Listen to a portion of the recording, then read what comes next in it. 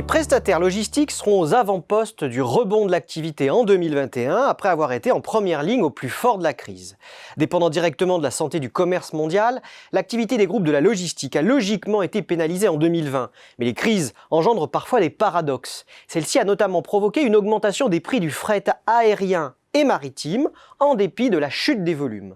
Dans l'aérien, l'arrêt des vols passagers, qui emporte près de 75% des marchandises, a soustrait des capacités et provoqué une envolée des taux de fret.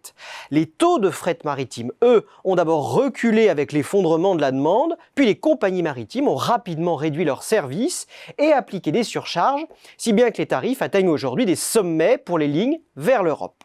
A contrario, le transport routier s'est caractérisé par des surcapacités et donc par une pression accrue des clients chargeurs sur les prix. En dépit de profondes incertitudes liées au stop-and-go des économies à travers le monde, les prestataires logistiques doivent d'ores et déjà anticiper le monde d'après, alors que de grandes lames de fond bouleversent leur environnement. Citons la recomposition des chaînes de valeur, la redistribution des parts modales, la transition écologique accélérée. Pour ne rien arranger, les pressions concurrentielles ne cessent de se renforcer. D'abord de la part des armateurs maritimes qui intègrent peu à peu, par croissance externe, des activités logistiques comme CMA-CGM ou Maersk. La pression se renforce aussi avec les commissionnaires numériques, mais surtout avec les géants du e-commerce qui peu à peu ouvrent leur logistique interne aux vendeurs tiers des places de marché. Amazon serait ainsi devenu le premier prestataire logistique mondial.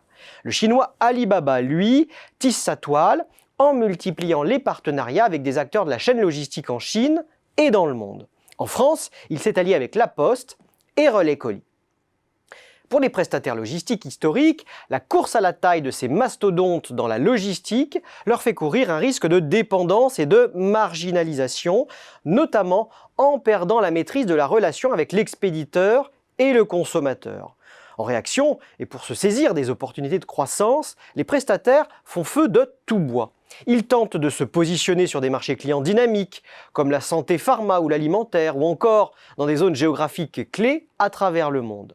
Ils investissent dans des moyens supplémentaires et de nouveaux services pour répondre au boom du e-commerce, notamment lors des phases de confinement.